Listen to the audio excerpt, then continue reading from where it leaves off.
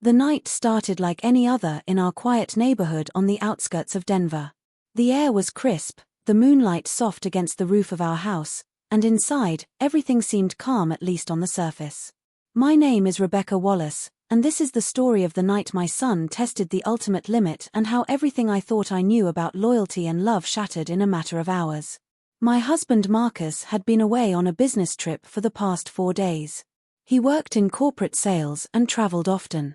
Our marriage had its ups and downs over the years, but we made it work for the sake of our family and especially for our only son, Aaron. Aaron was 21, home for the summer break from college. He'd grown into a tall, broad-shouldered young man with Marcus's intensity and my stubbornness.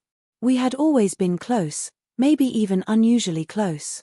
I knew he'd had a hard time adjusting when Marcus and I had our rough patches. In some ways, Aaron tried to step into the emotional gaps when Marcus pulled away. I never encouraged it, but I never pushed him away either. I suppose part of me just needed someone who would listen, and Aaron was always there, attentive, kind, mature beyond his years. That night, I was cleaning up after dinner.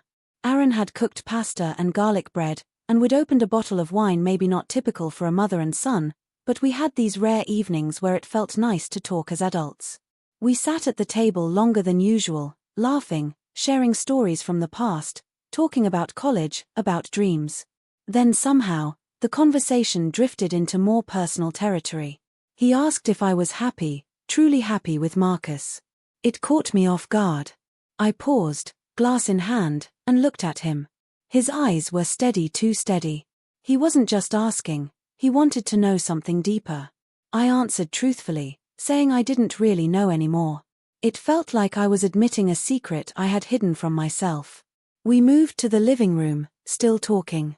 I sat on the couch, and Aaron joined me, bringing another glass of wine for each of us. It was late, but neither of us seemed ready to end the night. The television was on, playing some old romantic drama in the background. I remember feeling a strange tension in the air, one I didn't want to name. He asked more questions about love, about loyalty, about how people know when they've truly found the right person. I didn't know where he was going with it, but I answered honestly. I told him that sometimes people settle, sometimes they stay because of duty or fear or habit.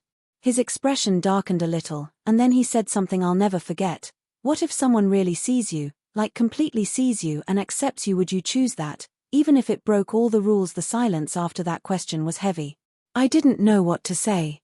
I felt exposed, confused, like he could see the cracks I tried so hard to hide. I stood up, muttering that it was late and I should go to bed, but as I turned to leave, he caught my hand, not forcefully, just enough to make me stop. I know you're lonely, Mom, he said, his voice barely above a whisper. I've seen it, I felt it, and I would never hurt you. I just want you to know that. I pulled my hand away gently and went upstairs. My heart was racing, and I couldn't understand why. I sat on the edge of the bed, shaking, unsure of what I was feeling. A few minutes later, I heard footsteps. He was outside my room. I could hear his breath through the door. Aaron, I said, trying to keep my voice calm, you should go to bed. There was a long pause before I heard him whisper, okay. Then he walked away. I closed the door, locked it, and leaned against it, tears in my eyes. I didn't sleep that night. I lay awake, replaying every moment, every look, every word. I wasn't afraid of him, I was afraid of myself, of how vulnerable I had let myself become, of the emotions I had buried for years suddenly bubbling to the surface. The next morning, he was quiet.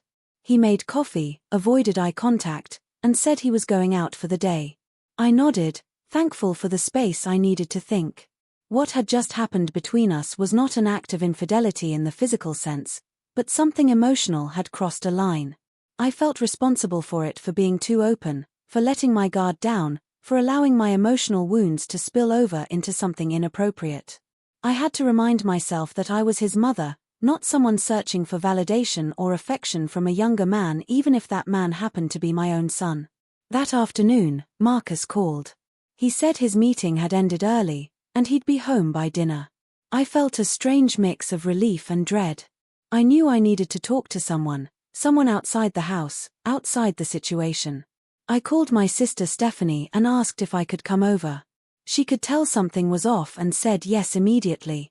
Sitting in her kitchen, I told her everything, not in graphic detail, but enough that she understood the seriousness of what had happened. She didn't judge me. Instead, she reached for my hand and said, "You need boundaries, Becca. You've been emotionally isolated for too long." And Aaron picked up on that. He needs clarity just as much as you do.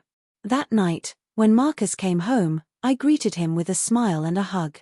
I didn't tell him anything, I didn't know how, but I made a decision. I sat down with Aaron the next day in the same living room where things had taken a turn. I told him that I loved him, that I always would, but that some things cannot be confused, not even in moments of vulnerability. He looked ashamed, nodding, and said he understood. He apologized not just for what he'd said but for putting me in that position. He said he had been struggling with his own loneliness, watching me suffer in silence, and just wanted to help, to fill a void. But he saw now how wrong that was. I believed him. Over the next few weeks, things shifted. We created more space between us emotionally and physically. Marcus noticed a change in me too. I began speaking up more, reconnecting with old friends, even starting a part-time job at the local library. Slowly, I started rediscovering myself. Marcus and I began couples therapy, something we'd put off for years. It wasn't easy, but it was honest. I told him how alone I had felt, and he listened, really listened, for the first time in years. And Aaron, he returned to college that fall with a more serious demeanor. He started seeing a therapist too, on his own, and even thanked me later for not reacting with anger or shame. The night my son tested the ultimate limit wasn't about physical betrayal. It was about emotional boundaries, about vulnerability in the wrong place, about the dangers of loneliness left unspoken. It was a wake-up call for all of us.